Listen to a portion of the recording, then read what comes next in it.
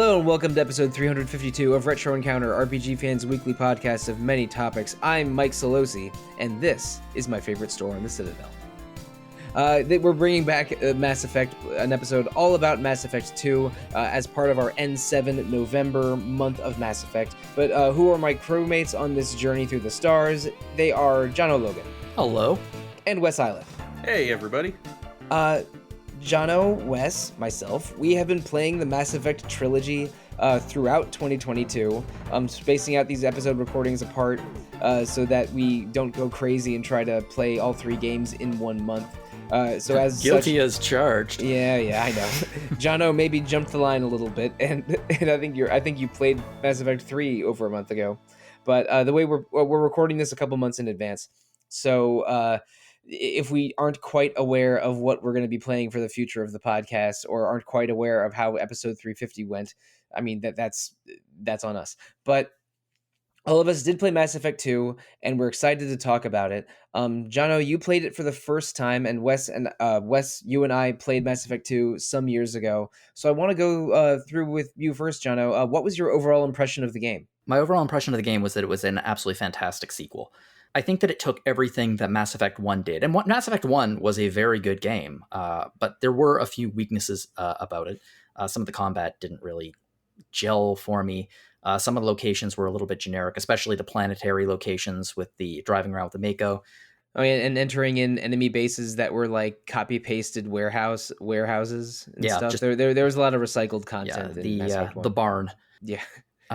There was a lot of recycle. I mean, obviously, they were working off a tight budget in terms of their assets, but this game expands everything, and it expands everything, and even in terms of the Normandy. It's a much more epic story. It brilliantly takes all of the setups that were in Mass Effect and expands on them. So story is better, character relationships are better, romances are way better. The graphics, actually, there's a fairly substantial improvement in graphics. I really, really liked it. It was probably my favorite one in the series.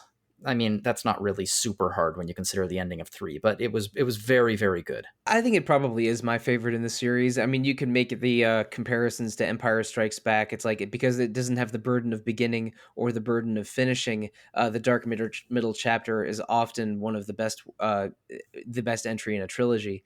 But I thought Mass Effect 2 made a lot of smart design decisions. They streamlined the gameplay from Mass Effect 1 so that you have fewer skills, but they have huge impacts. The shooting is way tighter. Inventory system's way better. Yeah, there's way less micromanagement of items and armor pieces so that you get into the action faster. There's way more side characters. They're all great. They diversified the world of Mass Effect.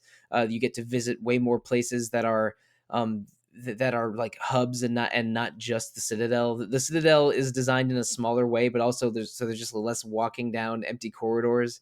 Even the like scanning of planets and for side content is way faster, and the content itself is more unique and richly detailed. Like fewer of the same barns and warehouses having their designs recycled. I love this game, and I knew I loved this game when I was replaying it a short while ago. Listeners, if you want to find out when we're recording this, go to my social media, see the date that I finished Mass Effect 2, and then add about a week. I knew I liked this game and that I had a good memory of this game, but revisiting it and maybe doing more side missions than I did in 2011 when I played this for the first time, I think I like it more now. Like, it absolutely held up for me. Wes, you also played Mass Effect 2 for the first time many years ago. How did it hold up for you? This time around, I've replayed these games so many times, most recently, a year ago or so. This time I really realized how great Mass Effect 2 is, especially in context. Like, what an absolutely mind-blowing sequel it is. How much, to the points that you all shared, how much snappier it is, how much easier to play. You just feel more engaged more often when you're not, going into the inventory every 5 seconds, and when the gunplay feels proper. What really strikes home for me about this, and what makes a lot of BioWare games stand out to me, is the sense of home that you have. In this case, with your ship, the Normandy, having your own quarters that you can customize and that you can go in and fully change out your armor loadout and your casual loadout and feed your fish and Or see your not. hamster, or not, more likely than not. And the fact that everyone's kind of subdivided into their own locations that feel very different, instead of only having so many Normandy locations to explore like in the first game, it really does feel more homey in a way that I really, really get into. Now, I'm not a Baldur's Gate expert, but I think that your hamster might be a reference to the space hamster companion in Baldur's Gate 2. I do not know. I've never played Baldur's Gate. I'd say okay. it's highly likely. Okay, yeah, it's maybe it's the first Baldur's Gate. The miniature giant space hamster that Minsk has as a pet. Yes, that's it. Is that Baldur's Gate 1 or 2? Because I've like played the beginning of both of those games, but don't know them well. I believe you can recruit him in 1, but he's most known for a lot of the quotes from 2. Okay, maybe it was both, but yeah. So like, and again, that's a BioWare game from the late '90s, or maybe right at 2000. I mean, there are a lot of really good references in this game to yes, past BioWare games. To past BioWare games and to works of science fiction of the past. Again, this is BioWare's sort of bespoke science fiction world in which humanity is discovers a space station called the Citadel, which is the home of many different alien species, basically, that had independently discovered technology from an old civilization called the Protheans, which allows them to do faster than light space travel. And through the Citadel, there's a confederation of different alien races. Humans are relatively young to Citadel space and are growing quickly in influence and power, which makes some other aliens nervous. But then towards the end of Mass Effect 1, you learn that it is not Prothean technology. It is actually ancient technology from some part synthetic, part organic beings called the Reapers, which are giant spaceships that cleanse the world of organic life every 50,000 years or so. And basically, this is Mass Effect 1. You fight a Reaper. The events of Mass Effect 1 represent the beginning of this round of Reaper invasion. And so Mass Effect 2 rolls around. You, Commander Shepard, can be a man or a woman, has a lot of different decisions that carry over from Mass Effect 1.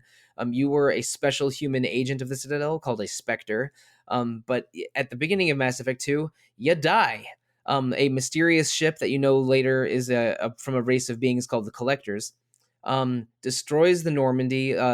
Several space pods worth of crew survive, but Shepard themselves is blown out of the ship, briefly floats around in dead space, and then passes away. But eventually you are salvaged and rebuilt and brought back to life by Cerberus, a pro-human terrorist organization of sorts that was your enemy in a lot of missions in Mass Effect 1. But this time around, Cerberus is one of the few groups that actually believes in Shepard's warnings of an incoming Reaper threat. I mean, everyone should believe you because a giant Reaper ship destroyed a lot of the Citadel at the end of Mass Effect 1. But a lot of people at the Citadel are unwilling to believe Shepard that Sovereign was only the first of many Reapers to come. But Cerberus believes you and wants humanity to thrive and survive. So they found Shepard, the best example of humanity they know of, revive you with billions of dollars worth of technology, and want you to assemble a team and use all the resources Cerberus has to find out more about the Reapers and stop them, so humanity can be the dominant species in the galaxy. So you're essentially working for the bad guys here. And we mentioned this in the previous episode. There's more Cerberus in Mass Effect 1 than I remembered when I first played it ages ago. Yeah, a whole side quest. Yeah. One whole side quest and a few smaller isolated side missions. Jono and Wes, what did it feel like starting out working for the enemy, and how easily did you embrace or were you suspicious of them, especially the Cerberus's enigmatic leader, the Elusive Man? Oh, you mean evil President Bartlett? Yes, I mean Ramon Estevez, also known as Martin Sheen, has a slightly scenery chewing but pretty sincere and entertaining portrayal of the Elusive Man.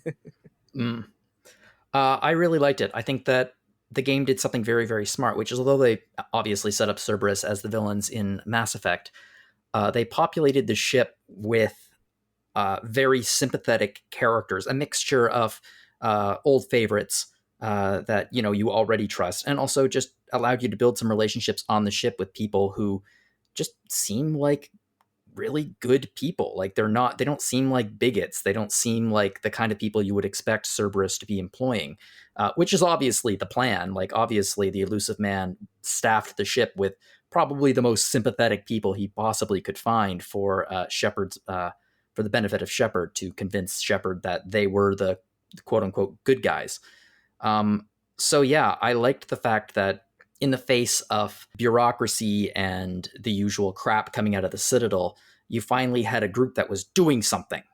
But then as the layers start getting peeled away, you discover that, yeah, they're doing something all right. They're doing a lot of things that you didn't know about, and that are, in the previous game, you would have taken extreme measures to stop.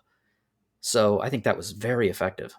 Yeah, if the Citadel is sort of too what's the word, like too sensitive or too bureaucratic, Cerberus, depending on your feelings or not, might seem too corporate or too ruthless. But but I mean, the way that the morality system works in Mass Effect, they call Paragon decisions ones that favor kindness and inclusivity, and renegade decisions as ones that favor completing the mission, or ruthlessness but righteousness. So you like you're it's Mass Effect doesn't allow for a completely evil, callous Shepard the way that a game like Knights of the Old Republic or Jade Empire does. Working for Cerberus has a different tone than working for the Citadel, but you can still work for the Citadel if you allowed the Citadel capital ship to survive at the end of Mass Effect 1, and you allow Anderson to be the human representative on the Council at the end of Mass Effect 1. The Council can reinstate you as a Spectre and basically give you some small bonuses here and there, and you can be working for the Citadel and Cerberus. But my heinous bitch of a Shepard, Kate, was not that. The council refused to speak to me, in fact. So I did not get any Spectre bonuses. Wes or John, like how was what was the tone of your Shepard, the personality of your Shepard going into this game? My Shepard's definitely a meathead. That's what I've been going for. You can't perfectly roleplay a meathead in Mass Effect, but as best as I can, someone who cares about the military side of it more than really anything else. Demands respect when spoken to, doesn't handle well when people give personal sides without asking first, as well as just generally hating the council with every fiber of his being. They seem to remember and did not appreciate the fact that I hung up on them every single time I spoke to them in Mass Effect 1. Or at least their predecessors, I should say, because in no way did my old meathead save the council. It's an interesting way, because usually I don't play characters this mean. But because of how Renegade works, you can still be like an effective Shepard, despite being, not always the nicest sort. Yeah, but you get ugly.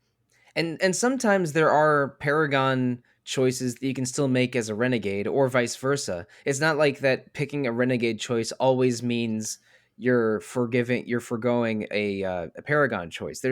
This game allows you to play both sides a little bit, but you are hamstringing yourself and losing negotiating or interrogating power if you go 50-50 and not favor one heavily over the other. So yeah, but you still get like opportunities. Even if you're a Paragon, you still get an opportunity to punch a reporter. Yes. And you know what? I never got to punch a reporter a second time in this game, because I played the original Mass Effect 1 on PC, and then 2 and 3 on PS3 many years ago. Because there wasn't a PS1 version of, I'm sorry, there wasn't a PS3 version of Mass Effect 1 until a little while after I played them.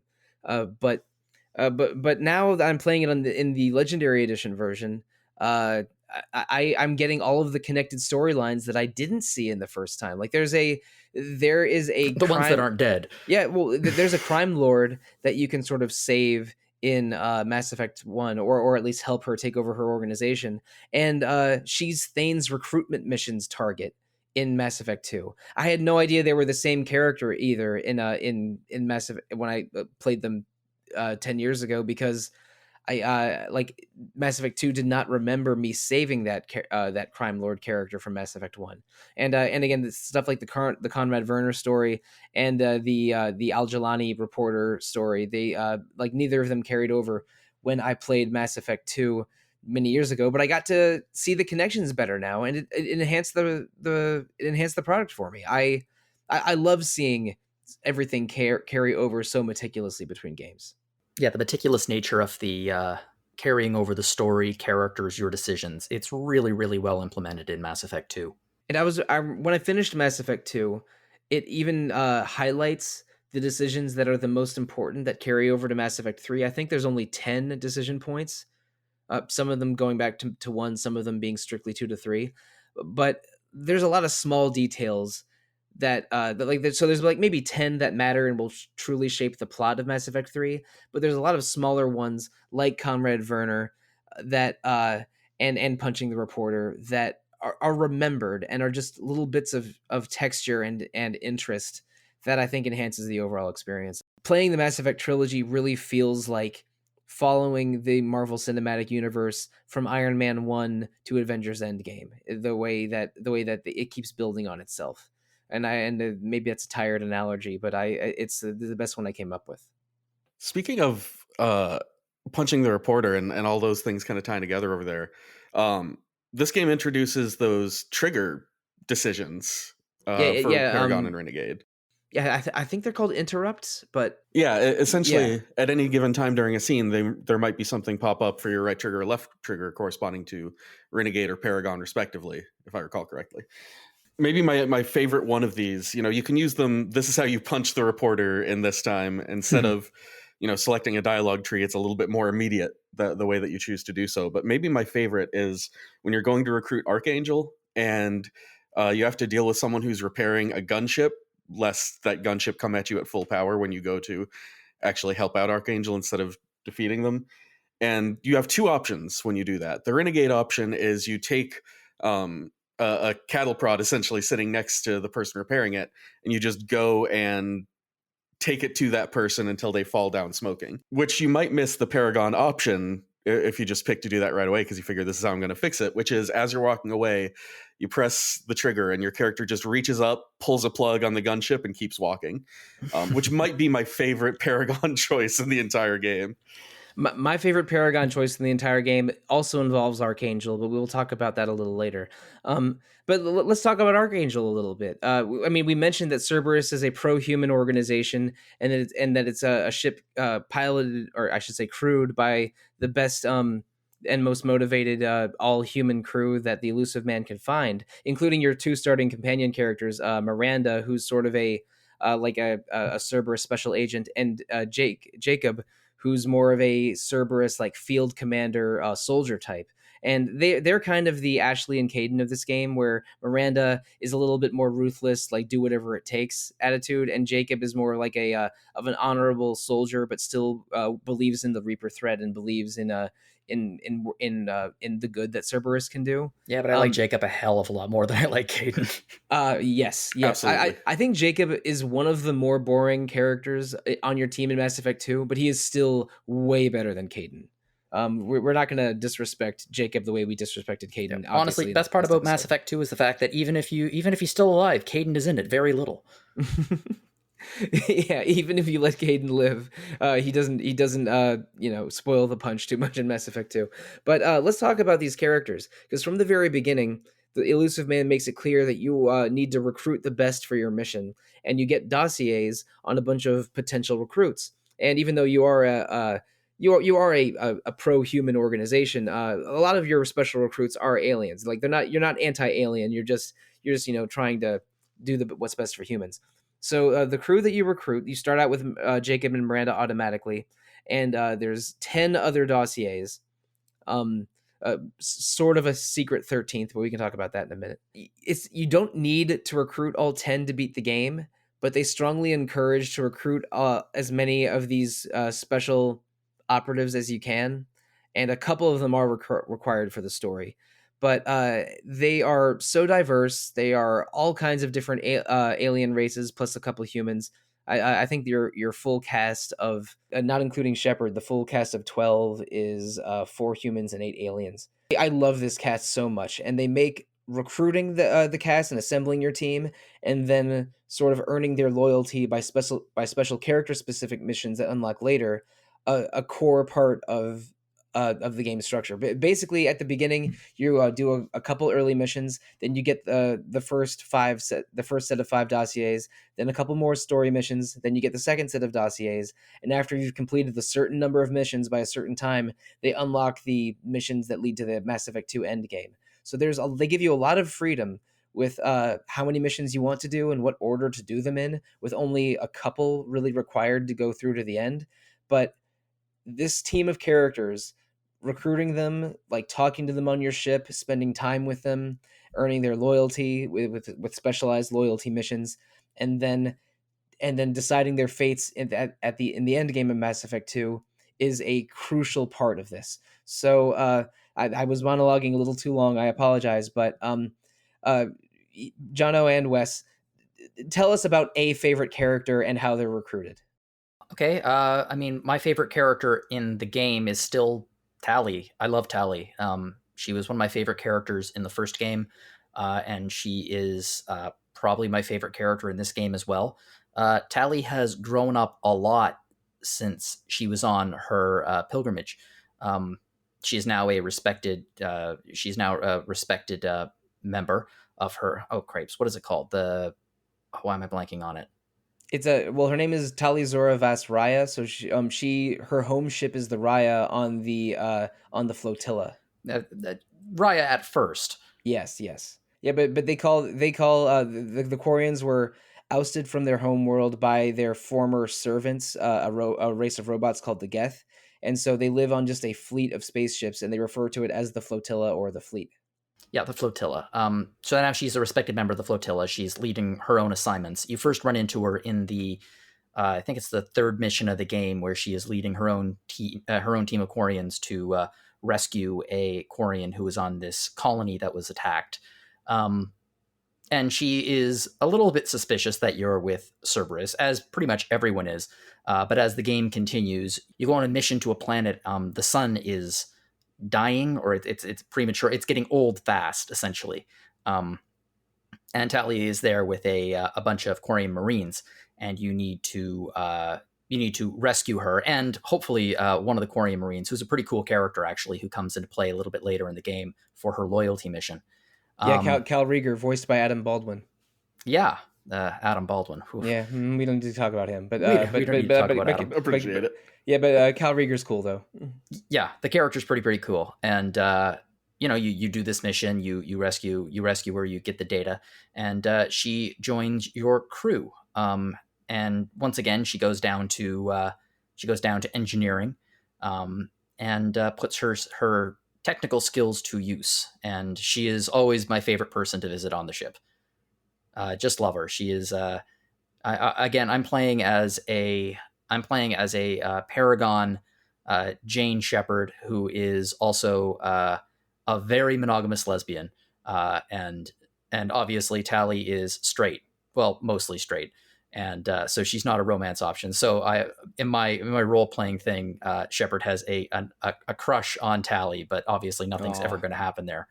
Are you going to continue with Liara through the whole series? Or I mean, you've already played it. So did you stick to a monogamous relationship with Liara?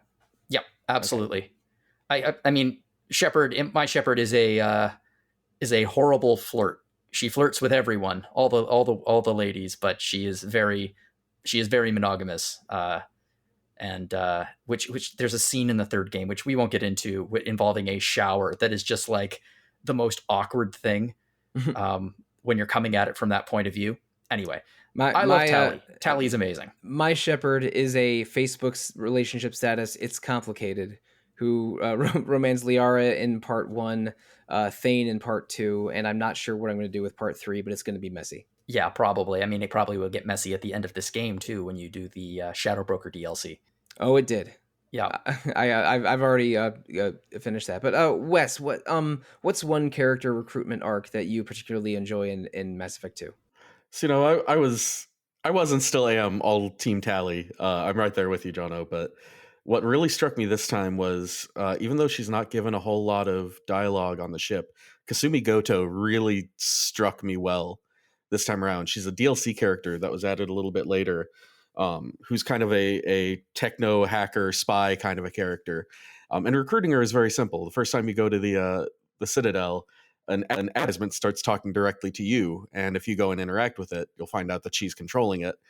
And pretty quickly she'll say, hey, I've already signed a contract, I'm coming with you, you just have to help me with a thing.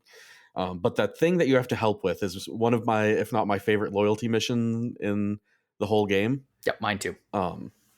Because it's so very different from anything else you do. There's very little combat. There's very little of the standard, like, let's go through, essentially a dungeon or bunker and shoot up all the things. It's a heist. It's a heist. You have to find DNA. You have to keep someone talking to get their voice print. You have to you sneak around a mansion, break into a vault. It's a fun mission that isn't really like any other in the game. Exactly. And Kasumi herself is this wonderful mix of kind of nostalgic and businesslike. Not to mention in combat, she's very entertaining because she will occasionally just go invisible, show up behind someone, and kind of punch them in the back of the head, essentially.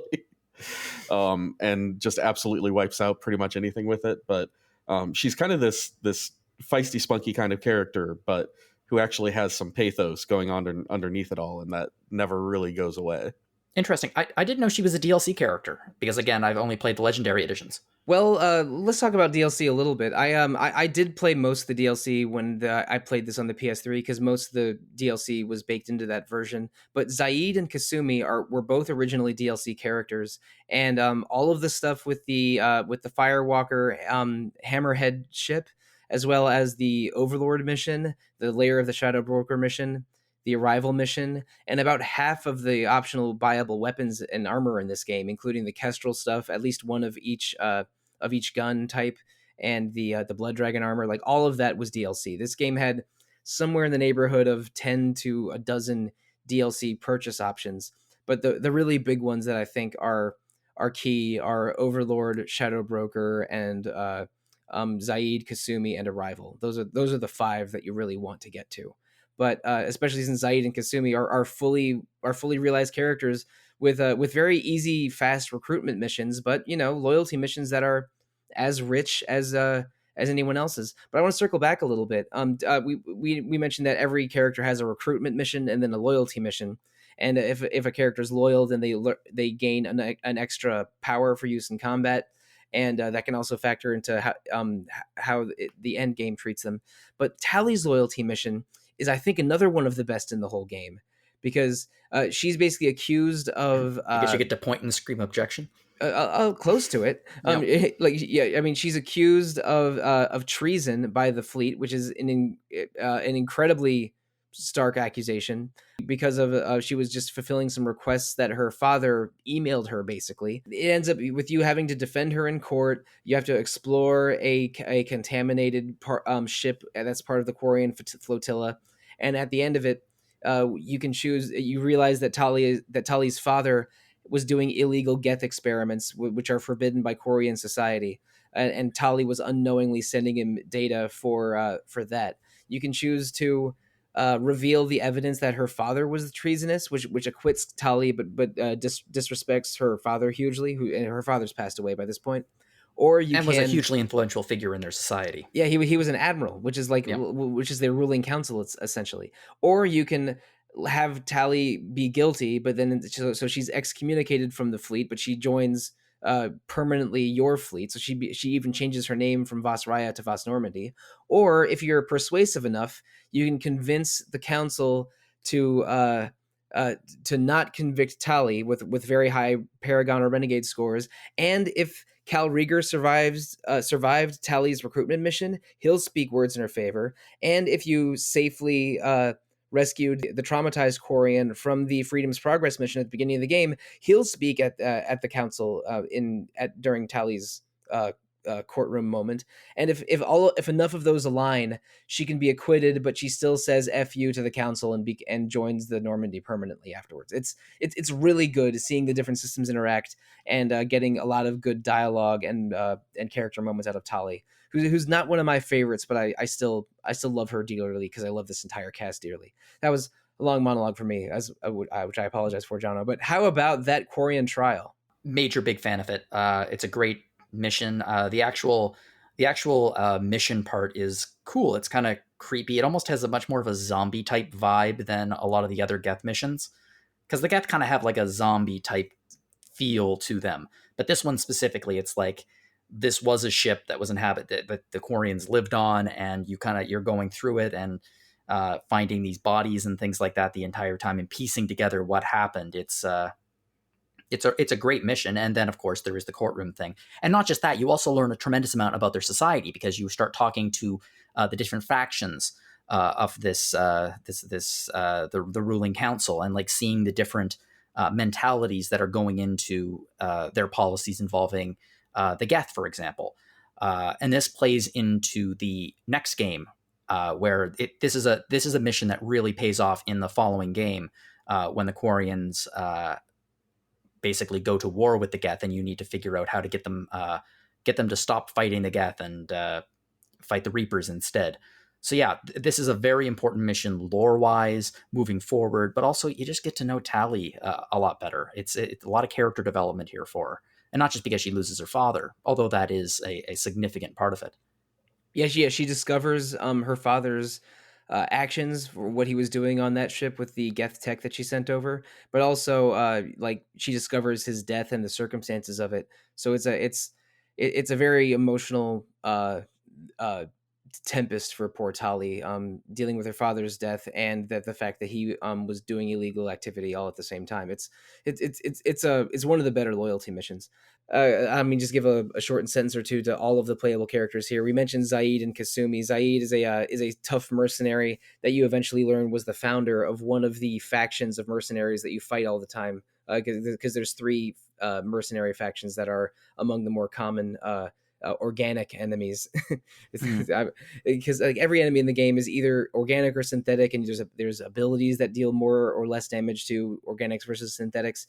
The alien races and collectors are all organic, but Geth and other droids and other machines or robots are considered synthetic. It can get weird. But the other characters that you recruit, there's Morden, the delightful Solarian fast-talking scientist, who helps discover what the collector technology is that you're working against is. In the Freedom's Progress mission, you discover that all the human colonists on that in that city disappeared because a race of aliens called the Collectors paralyzed them with mechanical insects, and then just loaded them up in pods onto their ship. And what you're trying to do at the beginning of the game is discover what the Collectors are doing and why they're abducting human colonies. Then after Morden, there's Grunt, who is a Krogan that was built in a test tube as a new Krogan child, because the Krogans are plagued by a genophage where only 1 in 1,000 Krogan children survives childbirth. And Grunt was bred to be the perfect Krogan by an old Krogan warlord named Okir, and so Grunt was programmed in this pod to be full of knowledge and rage and energy, but he doesn't really know what to do with it. So his mission is you going to the Krogan homeworld of Tuchanka and let Grunt sort of join a clan officially and learn about his heritage a little bit. Morden's loyalty mission is also on Tuchanka. He finds one of the old scientists that he used to work with when he was part of a secretive group of Solarian scientists that built the genophage that's plaguing the Krogans. And you can help Morden is processing it very logically. He believes that what he was doing with the genophage was inherently righteous and for the good of the galaxy, but he has doubts about it. And his former student Malin is sort of amplifies Morden's doubts. You can let Morden shoot Malin in his loyalty mission and destroy Malin's data that was researching the genophage, or you can use one of those Paragon interrupts to stay Morden's hand and allow him to sort of forgive and forget, and maybe change his mind about whether the genophage was good or not. And that's just two of the characters. Morden is one of the most interesting characters in this game in terms of his characterization. I started with Morden and Grunt because they might be my two favorite characters in this whole game. They are so different. Krogan, but Grunt being this sort of entertaining, feisty teenager that was built to be the perfect warrior, and Morden, who is an elderly scientist but just full of energy and a manic personality, but is constantly at odds with basically an atrocity he committed while he was part of a different organization. They were two of the guys I would always go and talk to on the ship. Oh, yeah. They're great. Well, I think this goes back to what Wes was saying earlier, which is the ship feels there's a very homey feel on the Normandy, and it kind of reminds me a little bit. It kind of reminds me a little bit of college, in the sense like there's everyone that is kind of in the same space, and you'd kind of walk down the hallway and visit people, and it had that kind of feel to it, and just the people on the ship for me made it feel more like home. Yeah, it's your team sort of becomes a family as you meet them, and I think we maybe mentioned them already a little bit, but Dr. Chakwas and Joker, the pilot, are both returned from Mass Effect 1. And your ship now is basically a recreation of your old Normandy SR1, and now it's the Normandy SR2 with a personality. Yeah, but now it's a personality because you have an online. I think they call it. She's technically an AI. Her name's Edie, but in the Mass Effect world, they're very suspicious of AIs because they know how destructive they can possibly be. I mean, look at the Geth rebelling against their Quarian masters. So they use VIs a lot, or virtual AIs, which are basically sophisticated programs that do not have full autonomy or full awareness of themselves. So like you'll hear about Rogue fighting a Rogue VI a lot, or a VI has taken over the station and there's a danger of it like becoming self-actualized. Like they're suspicious of AI in this game, but you get an AI on the Normandy named Edie, who is basically a delightful secretary / personal assistant who plays a larger role in Mass Effect 3. Sorry, I'm over monologuing a little bit because I want to tell the listeners details of the game that they may have missed. But I'm just so excited talking about Mass Effect because it is such a beautiful, well-realized world that has so much fun and interest in it. Yeah, it's an extraordinarily well-realized world. And I have to admit, there are more characters in the game, but another character that we haven't really talked about yet is the Normandy 2. And it really does remind me, I know that you're not a Star Trek fan, Sollosi, but it kind of reminds me a little bit of the whole Enterprise A situation in the Star Trek movies, where it's like the old ship, but it's newer, and you kind of develop a different relationship with it, but it's similar enough that it's still you still have affection for it, which is really nice. I do not know a ton about Star Trek. I've seen only a couple episodes and a couple of the movies, but I 100% believe that the writers and designers of Mass Effect have watched plenty of Star Trek.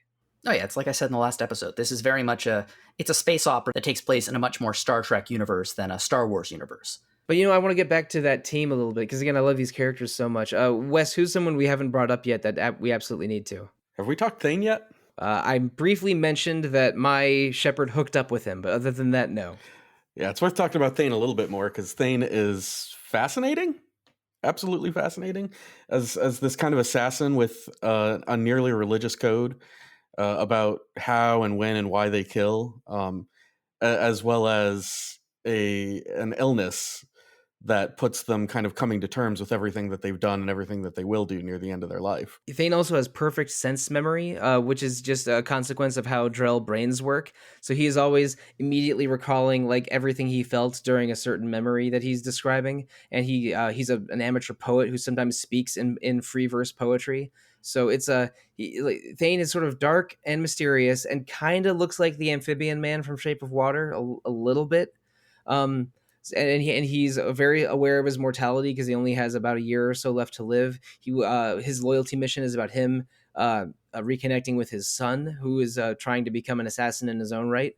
But it's really fascinating, and Thane has a couple really cool scenes where he just disappears into a crowd or snipes someone out of nowhere because he's communicated as an extremely cool, efficient stealth assassin. Really interesting conversations you have with him too. He sets himself up in, is it in the armory? No, he's in life the support. He's in life support. Which is funny. He needs an area that's temperature controlled and dry, so he lives in life support. Yeah, and his instant recall, where when he remembers something, he like relives it. There are some interesting scenes between him and Shepard in their conversations, which really cool character. No, Wes. When I said there's someone we really need to talk about, I was sort of leaning towards guiding you into talking about Garrus, our Archangel. Yeah, our last holdover from Mass Effect 1. He's a Turian. He's called Archangel at the beginning because he's sort of a vigilante mercenary on the space station Omega, where Arya Talok, one of my favorite minor characters in the game, is the sort of crime boss that runs Omega. Um, and you He's a you dreamboat.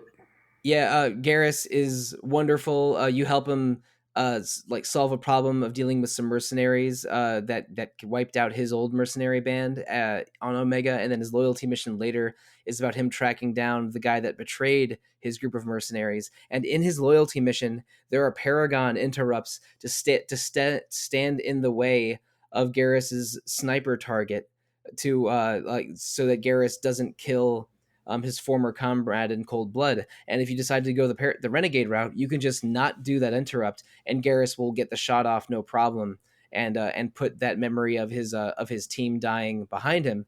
But you can have him reconcile with his former teammate if you keep standing in the way of his gun. I think that was the coolest use of interrupts in the game, doing Paragon side of Garrus's loyalty mission. It's a choice. The interrupts are they're all about choices. And I think dramatically speaking, the choice to put yourself in between the gun and the potential, I guess, target is narratively more interesting to me than Garrus killing him. But I guess like I had that choice, but I don't think either of you did. Oh, I killed him. Yeah, Let him burn. Mm-hmm. Your whole company died because of him. He's gone. He's dead to me, and now he's dead for real.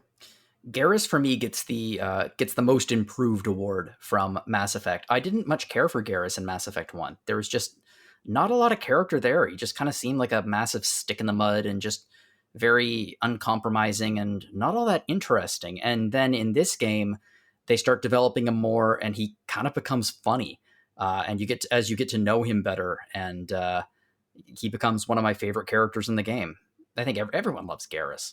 Yeah, even if you don't romance Garrus, he becomes sort of the like almost your bro. Like he's kind of the right hand man. I've got your back at all the time, always Shepard kind of character. And in Mass Effect 1, he was with CSEC, so basically he was a Citadel police officer who was frustrated by things like the bureaucracy and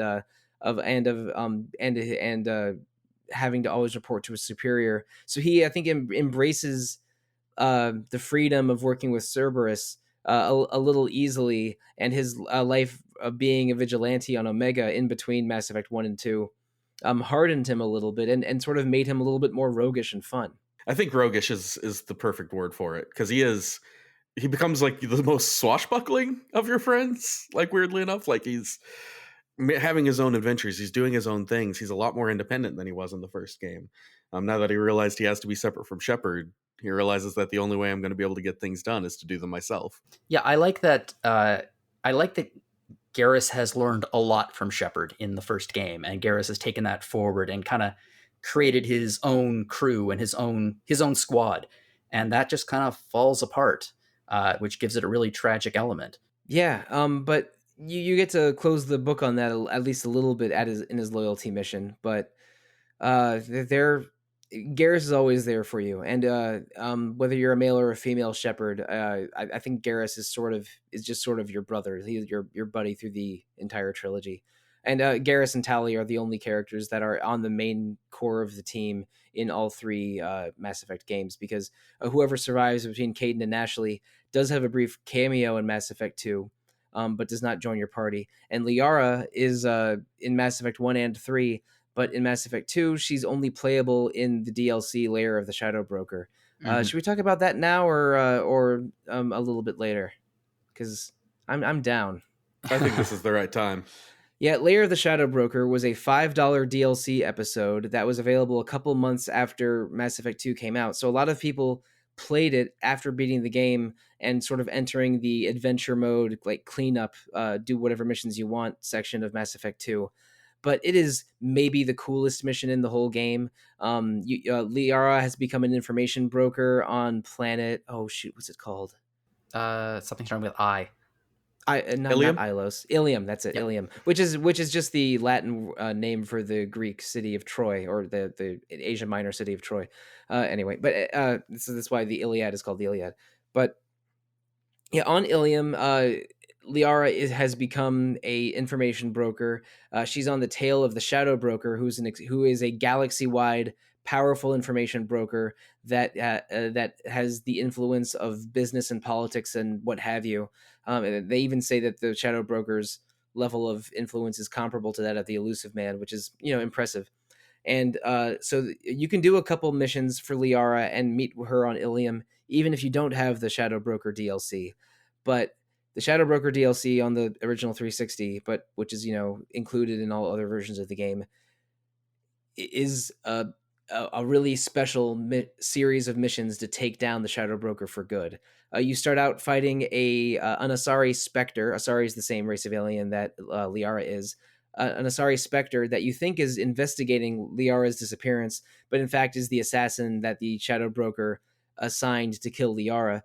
So you work with the Spectre briefly. Then when you reconnect with Liara, you take them down. There's a Star Wars ass chase sequence through the city of through like the air traffic of Ilium.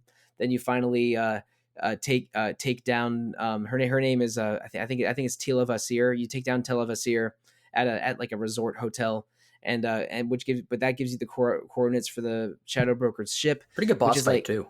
Yeah, she's a pretty cool boss fight. She can teleport. She has a lot of biotic powers. She's not a cakewalk. But then that leads you to the Shadow Broker's lair, which is in an incredibly inhospitable planet that where a ship that's constantly flying between like intense heat and intense cold in the middle of a storm and is impossible to track. And so you fight through waves of mercenaries and droids and eventually take down the Shadow Broker, which is a person that is an alien race that is before unseen in the Mass Effect world. The Shadow Broker is a Yogg, which is a highly intelligent, highly violent race of aliens that the Citadel's charged.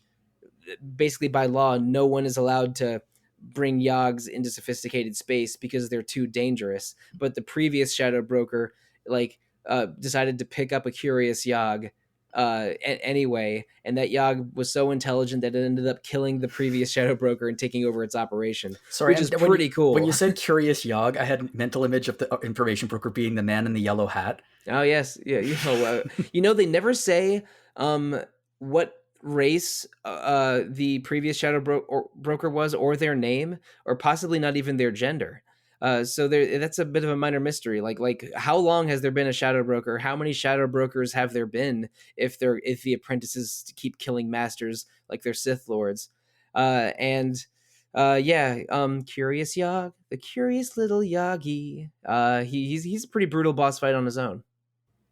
Yeah, and plus you don't have your third member on that one. Yeah, it's just Shepard and Liara in the second half of that fight.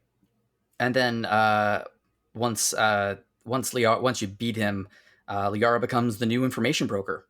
Yeah, and I don't know if you did a lot of exploring around the Shadow Broker's lair after Liara takes over the operation, but it is some of the most fun optional reading in the entire game. There's some great lore. Oh God, you can check out the private dossiers of every major character in the game, including your own team. Tali is trying to hers shows that she's trying to install a personal massager in her bodysuit, but it doesn't work quite as planned. Grunt, you see a bunch of his confused search engine searches where he's looking up the victories of Okir and Shepard, and eventually he finds pictures of dinosaurs, and then you see a bunch of misspelled searches for different types of dinosaurs. Just amazing. Kasumi has a crush on Jacob, and she has written haikus to how beautiful a man he is, which is adorable. All of the stuff in the Shadow Broker's lair is really fun to explore, and it gives you some extra tech and some extra resources too. It's a fun optional content. Yeah, I think that it's such a... Okay, remember when I said that my Shepard is like super hyper monogamous, which is the case in this game, but in terms of the way that characters have changed, Liara has changed so much from her original character in Mass Effect 1 for several reasons. She's not a naive archaeologist anymore, not at all. No, Shepard dying really took Liara to a very, very dark place, and Liara pulled out all the stops to try to find Shepard's body and eventually get Shepard revived. So there are some very interesting interrupts throughout this thing, especially if you've remained loyal to Liara, where you want to hit her with a couple of Paragon interrupts, but they are very quick, very, very quick. And if you don't hit them right on the money, you can miss them. So it's if you are in a relationship with Liara, you kind of have to fight for it in this game, which I like. It just feels very real to me, in the sense that a lot of relationships in video games and in fiction in general are very easy.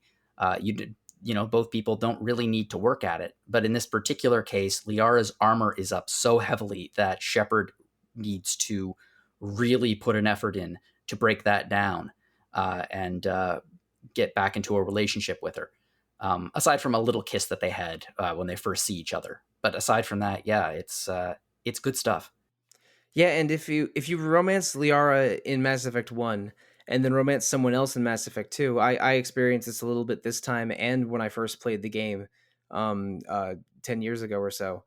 She's jealous and spiteful a little bit. The relationship with Liara is rocky in Mass Effect 2, but you can rekindle it in Mass Effect 3, and she's a character that grows over the course of the series. Like Tali Garrus and Liara are really different people through each of the games. Rex too, if he survives. If Rex survived Mass Effect 1, he's the chieftain of his clan in Mass Effect 2. But if he dies in Mass Effect 1, then a much more manipulatable chieftain is in charge in Mass Effect 2. It's impressive seeing the growth of these characters across the three games. But I guess we should go into the other characters first. There's a specialized Asari warrior named Samara that joins you. You have to do sort of another detective style mission to recruit her to your group in the second half of Mass Effect 2. She's so focused on her mission that basically she's in a holding cell, and you have to solve the mystery that she's implicated in. Or else she'll, in the interest of her mission, start shooting her way out of the cell. So you managed to thankfully avoid that, and by cooperating with the detectives and then allowing Samara to join your team. And then you learn in her loyalty mission that Samara is seeking out her daughter Morinth, who's a serial killer of sorts that kills people that interest her by copulating with them, which, because of her unusual Asari biology, will cause them to basically hemorrhage to death due to neural overstimulation, which is, a very sexy way of being a serial murderer, I suppose. But the real kicker is, when you track down Morinth in Samara's loyalty mission, you have to go around a bar in Omega, basically being as cool as possible to get Morinth's attention.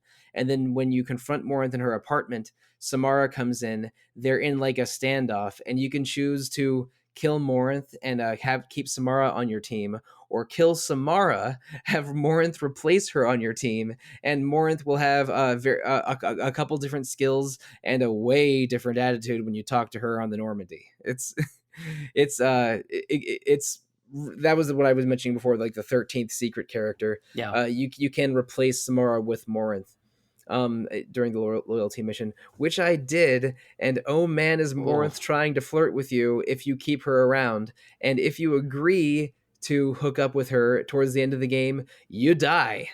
Yeah, you get a solid game over, and you deserve it. You really earn that game over screen if you decide to hook up with the serial sex murderer towards the end of the game, which is a choice you can make. It's the game over screen for people who skip cutscenes.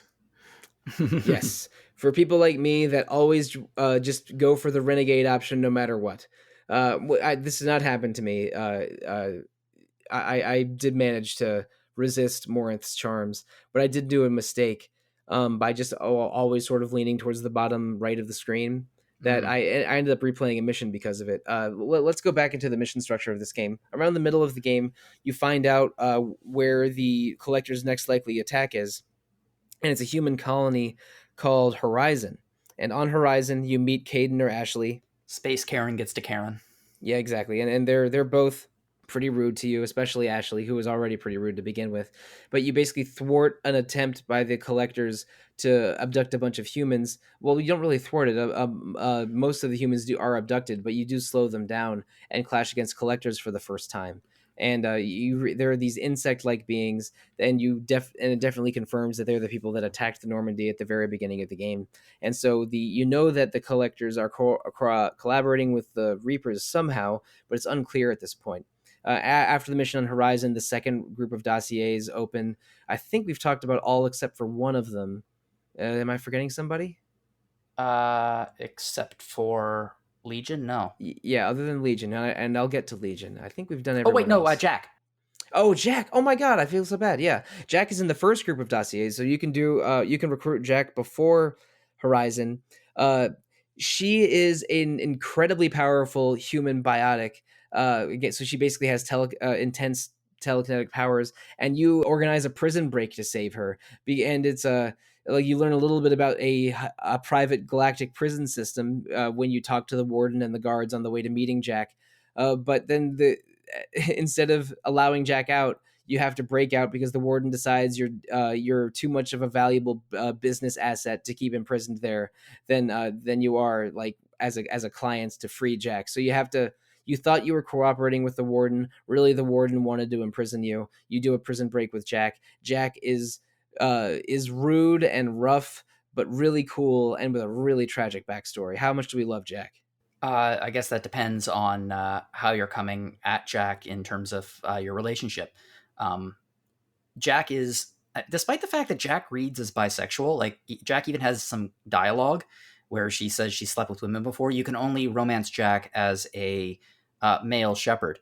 And if you are a male shepherd, you have the option to have casual sex with her right off the top. But if you do, she will shut down, and that's it for the rest of the game. You can't get any information. If you don't choose that option, though, you can start learning about her tragic backstory, which is really interesting.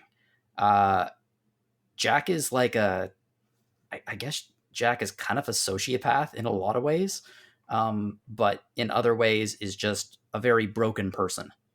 Yeah, she's a very fascinating view as to how people deal with trauma differently.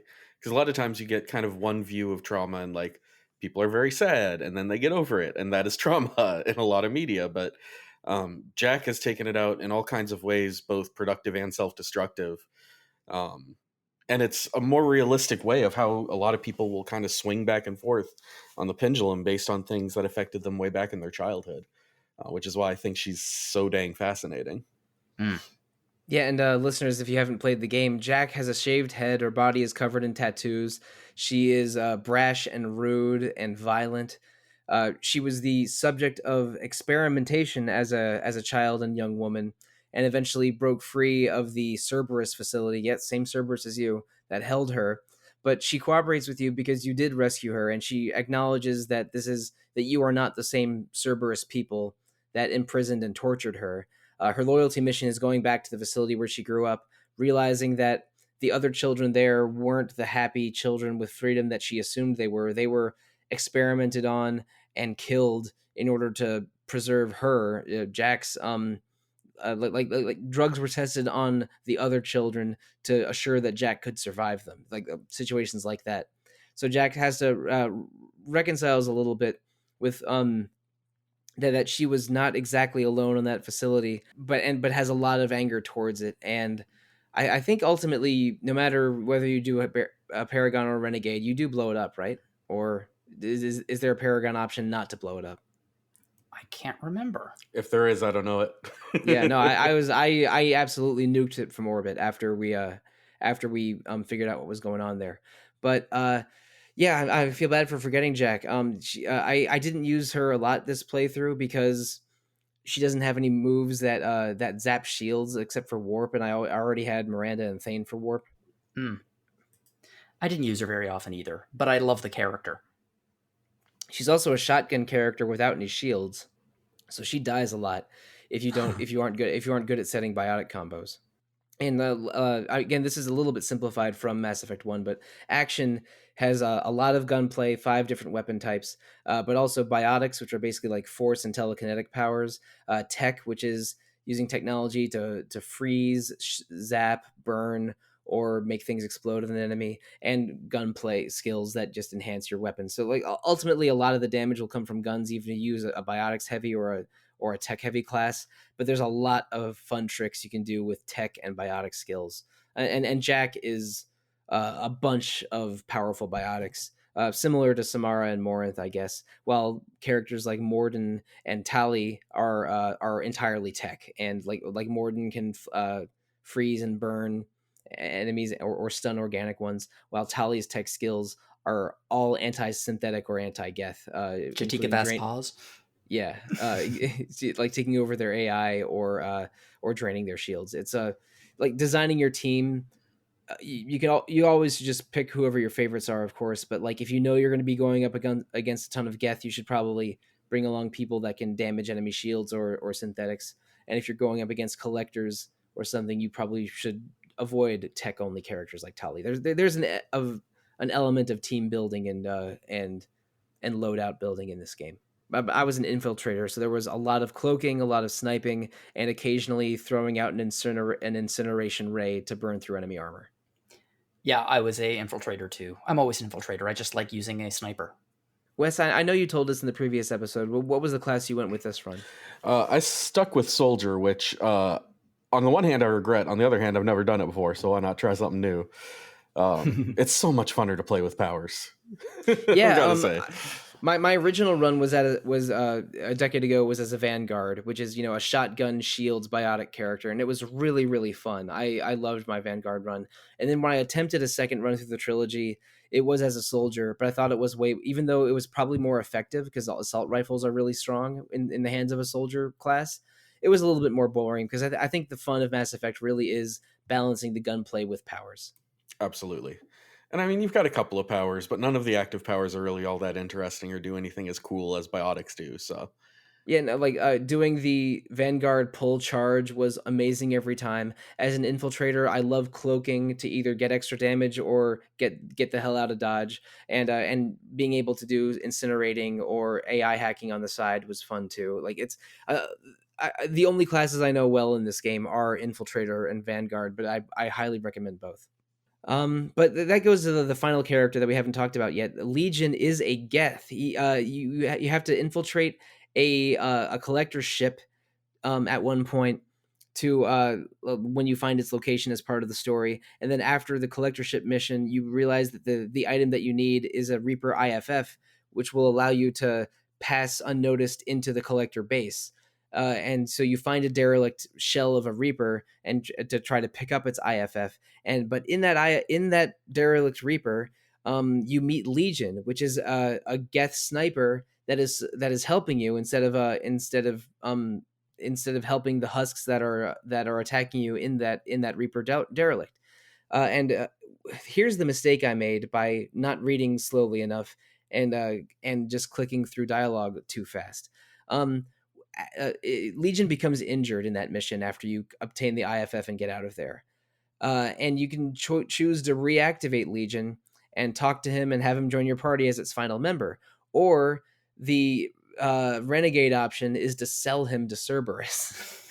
So I accidentally, after I did the Reaper IFF mission, I accidentally sold Legion when I thought he would still join me. It was just doing the renegade points option, but really what that does is Legion is never joins your party. You get 50,000 credits, and you fight Legion as a mid boss in Mass Effect 3 when you're fighting Cerberus people in Mass Effect 3. So that's not something I wanted. I restarted the mission, ate some Paragon points just because I wanted Legion around, and then got to see some pretty great interactions between Legion and Tali, especially after Legion's loyalty mission, that has you learn a lot more about Geth society. Legion's a great character. The only problem is by the time he joins, you're almost done with the game. I wish he joined earlier so you'd get a little bit more screen time with him. Yeah, you also need to be very careful. This is a point where I had to restart a few missions because I started this mission and I guess we're going to get into this a second with the this is the end game proper. Yeah, the end game proper. If you go after the IFF, it starts a timer, and you only have a few missions until there is a invasion of the Normandy, and the entire crew gets kidnapped by the collectors. And after that point, I think you have one mission leeway left, and then you have to go rescue them, or they'll just all be dead, which, is not what I wanted to do. And I still had a few side quests left at that point. So I needed to restart like 3 or 4 missions back, just because I wanted to get all of this side content without losing my entire crew. Yeah, one helpful piece of information to go into playing Mass Effect 2 is do all the side content you possibly want to, either all of it or however much you want to, before that Reaper IFF mission, because you only have 1 or 2 extra side missions of leeway before you have to go into the finale. Yeah, I think you have 2 missions, and then you have that particular mission where EDI gains sentience and Joker saves the ship, and then you have, I think, 1 mission after that you can do, but that's it. Yeah. Joker is the only human that manages to avoid the Collector's clutches, and the only way to escape is to give EDI full control of the ship, which you're not really supposed to give that level of autonomy to an AI, because that can lead to another Geth situation. But after EDI gains control, she saves the Normandy, picks up the Shepard and the fighters of your crew, and then you have the option to start the final mission, which is called the suicide mission, if you like. But amusingly, EDI, her personality changes a little bit after you give her full autonomy. She starts calling Joker Jeff instead of Joker, and she starts like addressing Shepard with I think she starts calling you Shepard instead of Commander. Just like EDI softens a little bit noticeably after you give her full control. After the IFF mission, you should definitely do Legion's loyalty mission, because that's your only chance to do it. And then you maybe have time for one more before you really got to do that suicide mission. Wes, what are your thoughts on EDI in this game? Because it's sort of easy to dismiss her as just an informative robot, but they clearly have more designs for her when you after that scene of Joker giving her control. Yeah, she's got a lot more interesting going to her. Even back in Mass Effect 1, there is a mission where you go and find a rogue VI that seems to be self-actualizing as an AI. And there's actually like a small piece of dialogue in the second game here where you find out that was the basis that they built EDI off of. Yeah, was that in the Shadow Broker dossiers or somewhere else? I think it's in the Shadow Broker dossiers. Right. Which is just fascinating to me that they'd kind of bring it around full circle. But EDI's clearly got a lot of personality. If you go talk with Joker up front enough, you get a lot of her personality even before she's unshackled. And obviously you get a whole lot more with her over the rest of the series. Yeah, there's some good banter up front. Yeah, it's some of the most entertaining banter in the game for my money. And EDI plays a pretty large role in Mass Effect 3. That's really worth exploring, but that's not what this podcast is about. Before we go into the suicide mission, the 2 other big DLCs in Mass Effect 2 are Project Overlord, which gives you some sort of vehicle missions, kind of like the Mako in Mass Effect 1, or loading them into weapon upgrades, but also a mission called Project Overlord, a slightly disturbing mission where a man basically tortures his own autistic brother in hopes of being able to manipulate or communicate with Geth. It's pretty disturbing, and with an obvious Paragon ending to free the man being tortured, or give the man being tortured back to Cerberus so they can continue observing. I mean, the rewards are good and it's interesting dialogue, but it's a rough one. The last DLC, Arrival, came about a year after Mass Effect 2 released. So, it's about a group of humans that have been indoctrinated by Reaper technology and are trying to activate a special relay that will allow the Reapers to arrive sooner than planned. And you have to sort of infiltrate their base, kill a lot of humans, and then destroy the Reaper technology and escape back to your ship. But I think Arrival makes a little bit more sense if you beat the game and then do Arrival. It's definitely a post-game DLC kind of thing. It's the last one that they released, and it makes more sense in post-game, even though I think I did it before Shadow Broker this time around. So there was some There was some slightly odd dialogue. It still worked, but I think it makes better sense as post game. Well, it also leads directly into Mass Effect 3 and the status Yeah. quo at the beginning of that game. But what I really like about this particular piece of DLC, and apparently a lot of people don't like it because it is very linear. You're on your own fighting, so you don't have your squad behind you. But what I really like about it is that Shepard is put into a no-win scenario, where normally there would always be a way to save the day and save the innocent people. And in fact, there is a Paragon prompt where you can start to do just that, but then you're thwarted, and you have to make a very, very hard call. And I really liked that. I like that it put Shepard, who, whether or not you're playing it as a Paragon or a Renegade, like always wins. And all of a sudden, you can't win. You can delay, but you cannot win. You cannot save these people. And I loved that. I thought that was a really, really smart move. And also, the people that you're saving are a colony of hundreds of thousands of Batarians. Yeah. Batarians are a barbaric alien race. They're unfriendly. They're not allowed in the Citadel. And so they're always portrayed as villains in this game. But you basically... You in order to slow down the Reapers, you have to destroy a colony of Batarians. It's an unavoidable choice, just like you described, Jono. But it also creates diplomatic issues that carry into Mass Effect 3. I mean, it wasn't a difficult decision for either of you, but for my... Well, yes, correct. Yeah, for my character, it was very painful. I am pro-Batarian murder in this particular playthrough of Mass Effect 2. You're pro-murder in this particular playthrough. I am. Kate Shepard is a violent lady. She really is. Oh boy, like if there was a way to maybe kill Morinth instead of have her kill me, I would have gone for it. But alas, we're near the end. The suicide mission is sort of a culmination of all of the weird systems in Mass Effect 2. Any of your characters can die. It's possible for your entire team, including Shepard, to die, but you get more points towards survival if you completed every character's loyalty mission. You also have to choose characters for specialized roles. Like you need to choose a tech expert to infiltrate the collector base, and I think Tali will work and Kasumi will work. Maybe Legion also, but like if you don't pick someone that's an expert tech, then they will die. And the same thing for, you need a powerful biotic to maintain a shield going around you while you infiltrate the base. And if you pick anyone besides Jack or Samara or Morinth, I think they will die. There's a lot of choices that could go a lot of different ways over the course of the suicide mission, but leading to a finale where basically you have to get a certain number of points, with each character having an inherent point value with a +1 if their loyalty mission was done.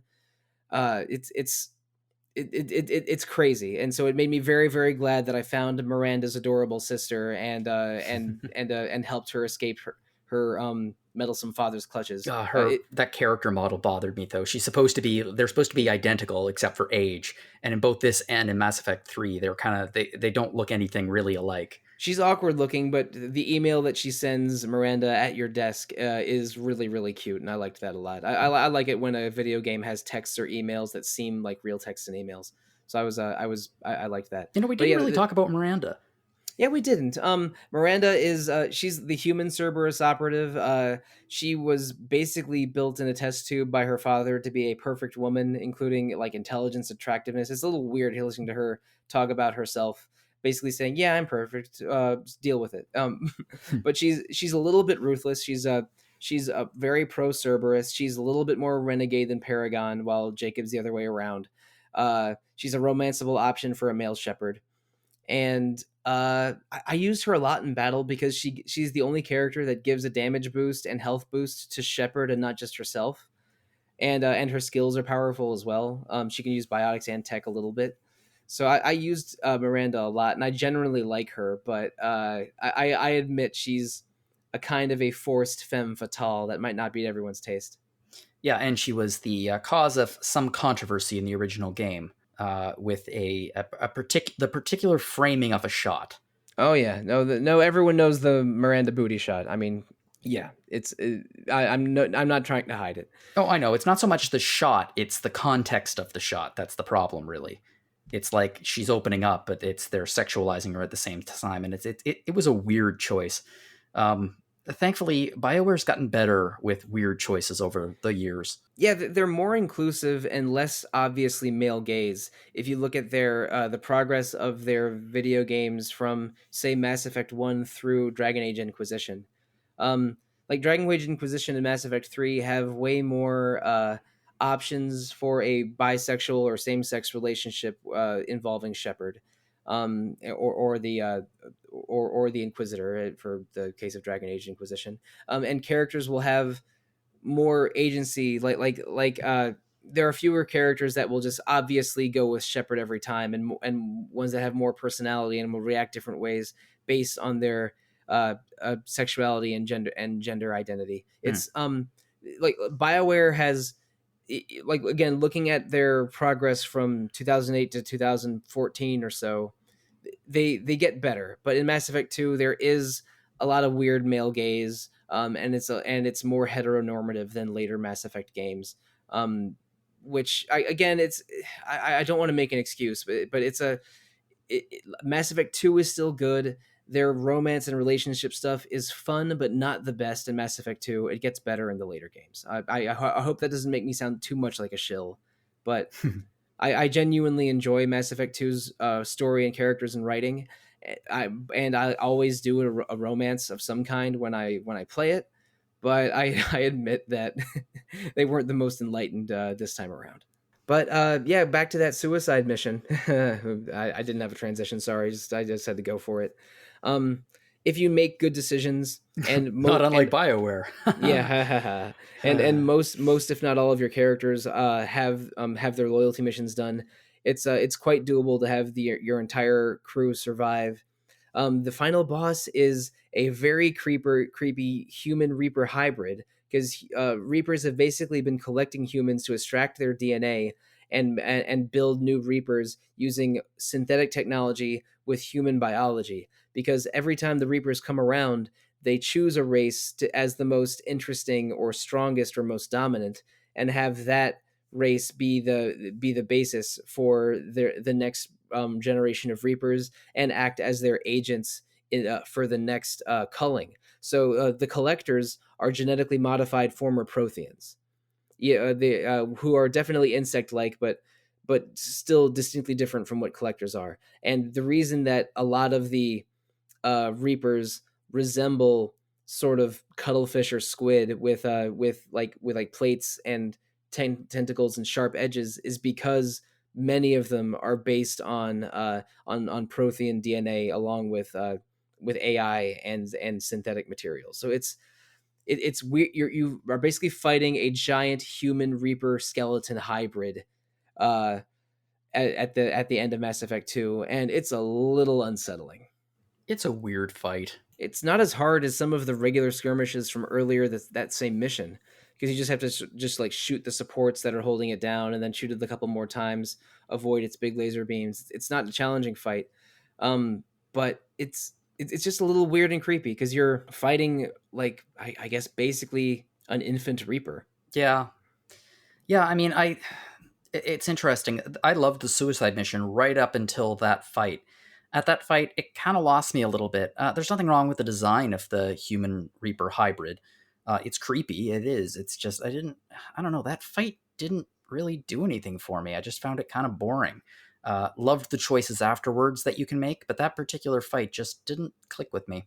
It's kind of like the big fight at the end of any given Marvel movie, where they have to up the scale of everything to make it more impressive, but that doesn't always work to make it a more like emotionally satisfying, or, in this case, gameplay wise, a satisfying of a fight.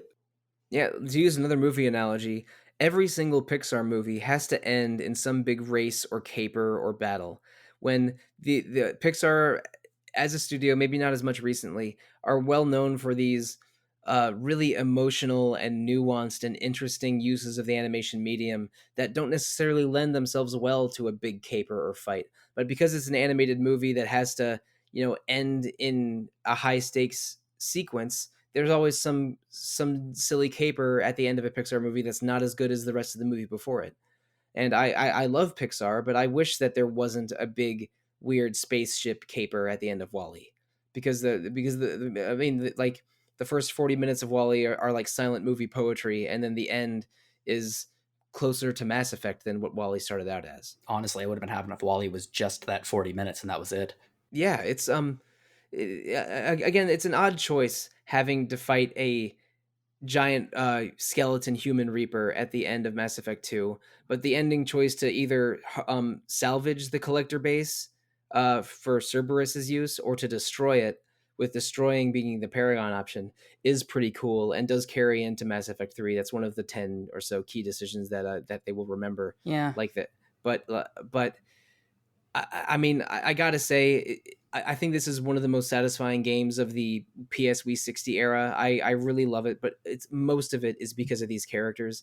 I love that you're recruiting a diverse, interesting team, and they give a lot of great attention and opportunity for every member of the team. I think this is one of the iconic crews in RPG history. I agree. I 100% agree. Every character in this game is interesting in some way or another. You might not like them all, but you cannot deny that there is something going on with all of them that make them into very unique, interesting characters. No one feels cookie cutter to me. My favorite thing is that they're so diverse that you're guaranteed to find at least one character that you get really attached to and fall in love with. Mm-hmm. There's something for everyone in the cast of Mass Effect 2. I think that the cast of Mass Effect 2, and maybe you can add Rex and Liara in there as well, for being important players from Mass Effect 1 that are still important NPCs. I think just about any of them could carry their own video game. Like, I would do a game that was, or DLC that was just heist missions with Kasumi, mm-hmm. or a prequel that's about Mordin as part of the secretive Solarian STG, or Samara being a monk-like educator, righting wrongs across the galaxy. All of those sound like cool video games to me, and a lot of them are books in the extended Mass Effect universe because they wrote like 8 novels or something during and after the trilogy going on. Oh yeah, there's comics, there's books, there's all kinds of things. I have a collected issue of the comics, and it's something like 300 pages. There's a lot of Mass Effect content out there because this world is so rich and these characters are so great. And I think that in the trilogy, Mass Effect 2 is the one that does the best by its characters. And and maybe it's because half the game is recruiting your team, but Suikoden had the right idea too. It's like sometimes the supporting characters are more fun than the main characters, so it's fun to play a game that's about the supporting characters to a degree. Yeah, and it's also the idea, going back to Suikoden, building up your base. Yeah. Where there are so many empty rooms on the Normandy, and as you get more people, those rooms are populated, and it's neat, and the ship starts to feel like home again. And you can ask every character, hey, is there an upgrade you think this ship needs? And they'll unlock, and if you give them some resources, they will give you an upgrade. 3 of those upgrades will save people in the suicide mission. Yeah, it saves Jack. It saves. Wait, who else does it save? I know that one of them, talking to Garrus will upgrade the guns, and talking to Tally will upgrade the ship's shields. Those are 2 of the 3. I forget the third one, but one of your some of your characters will die if you don't have those ship upgrades, and other ones are like Legion will upgrade his own sniper rifle. I think Thanes is like upgrading the probes that you can send into planets or something.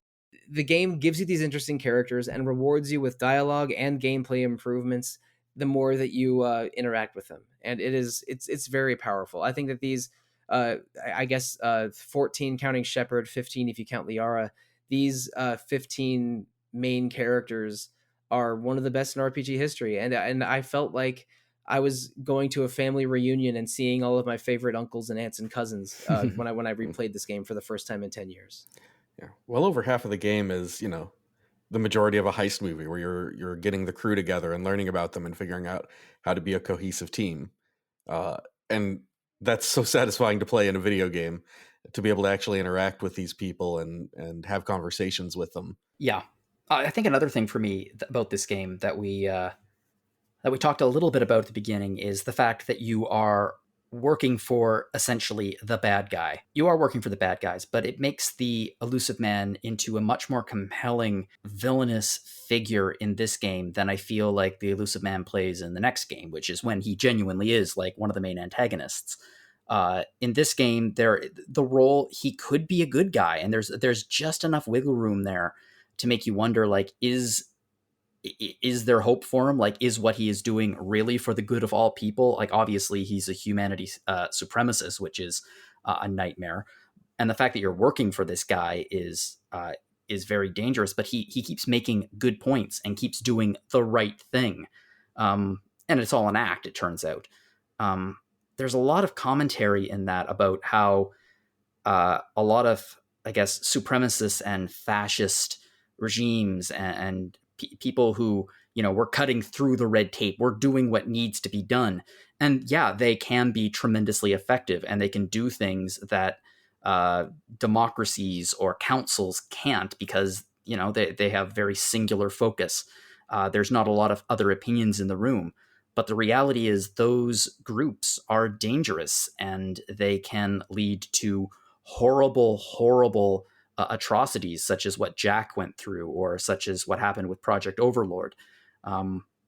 So yeah, the fact that you're working for these people, and there is distrust of you because of that, and that distrust carries with you over into Mass Effect 3, I think is some of the most interesting content in this game.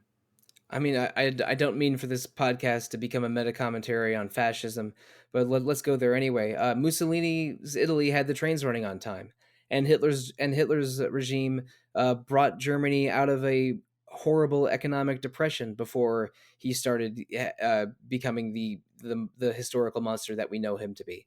So the Elusive Man, like, everyone can agree that we need to save these human colonists that are disappearing, and we need to stop the collectors and prepare for the Reapers. Like, everyone agrees that we have to do that, and the Elusive Man is doing that. But Shepard's goal, whether you're Paragon or Renegade, is to save the galaxy, while the Elusive Man's goal is human supremacy in the galaxy. And it's a little, in Mass Effect 2, it's easy to accept the greater good message of the Elusive Man without thinking of what will happen after you stop the Reapers. While when in Mass Effect 3, it's very clear that the Elusive Man is a villain who intends to rule the galaxy as in a human-centric society when all is said and done. Mm-hmm. But I don't think they handle it badly necessarily. Like, in Martin Sheen's performance, I don't think they handle it badly, no. Is kind of scenery chewing, and he's a bit of a cartoonish villain in Mass Effect 3, but they make it clear that it's easy to view the Elusive Man as good in 2, and easy to view him as evil in 3, but while also admitting that he never changed and he was always the same person. Yeah, in 2, he's just he seems so damn reasonable, and he's not. And that also plays into the idea of indoctrination, which I think is one of the coolest concepts in all of these games. And that's really played into in the in one of the DLC packs. Well, the thing I love about indoctrination is that it doesn't turn people into a zombie. It doesn't change them into like a mindless slave. They're still the exact same person. They still have the exact same personality, jokes, everything is the same. You can't know if someone's indoctrinated until they reveal their true allegiance. And to me, that is very interesting. Yeah, it changes. It like starts out as whispers in your head and eventually changes your ideology and philosophy and reason to be, rather than your personality or your executive functioning. And we'll talk about indoctrination more in the next episode, because we've gone on for quite a while, and it is time to end this episode of Retro Encounter. Jono and Wes, thank you so much for playing this game along with me over this summer and fall. I have had so much fun replaying Mass Effect 2, and I could not ask for two better panelists and podcast partners to parlay with. It was a treat replaying this game and a treat talking to you. Thank you. Absolutely. It was great talking about this. Thank you. And listeners, thank you as well for listening to the three of us jaw about it for well over an hour and a half. Mass Effect 2 gets a ringing endorsement for all three of us, if you don't mind me putting words in y'all's mouths. And I think that the Mass Effect trilogy really is a special project within video games and RPGs. If you're not inclined to play Western RPGs, try this one anyway, because I really think it's that worth it.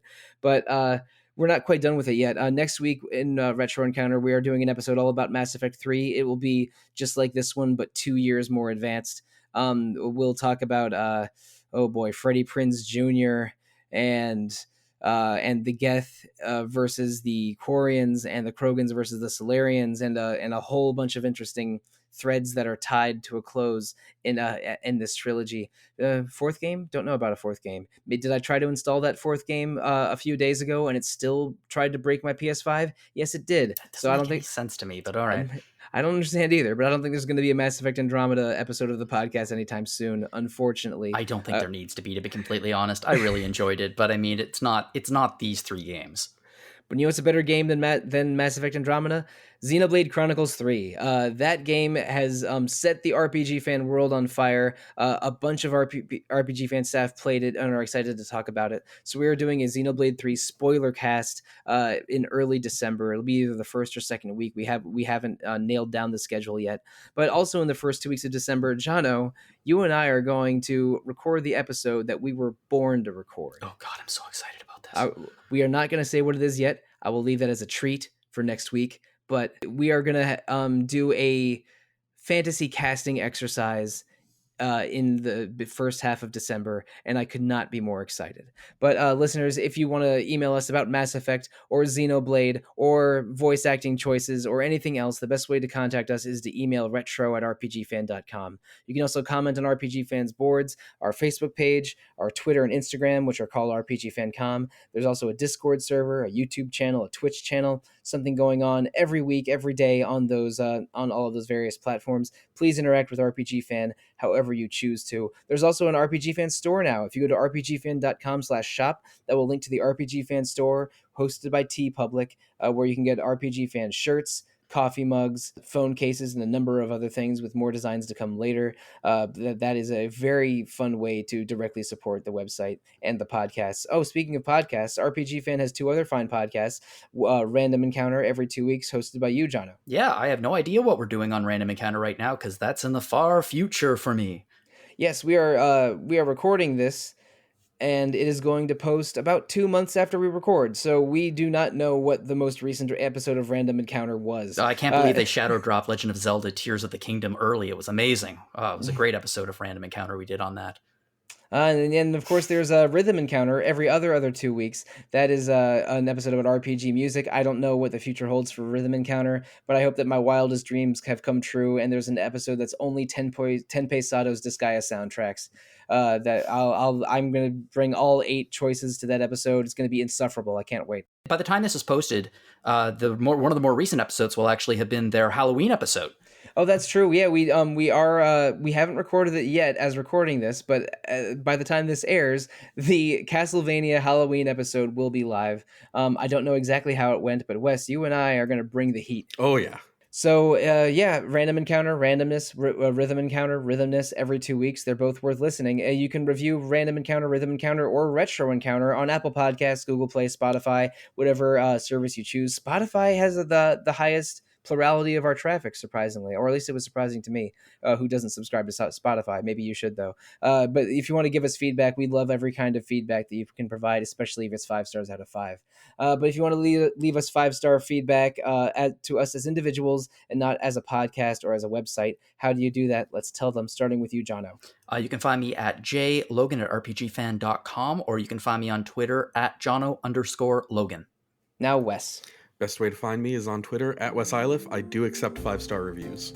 And now me. I'm easiest to find on Twitter. I'm at The Real Monsoon most of the time, at Evoker for Dogs other times, and on RPG Fan's Discord, I am Monsoon Mike. I'm also Sollosi at rpgfan.com, but I never check that. Maybe I should. It's full of like E3 previews from 2018, and it's a jungle out there in that inbox.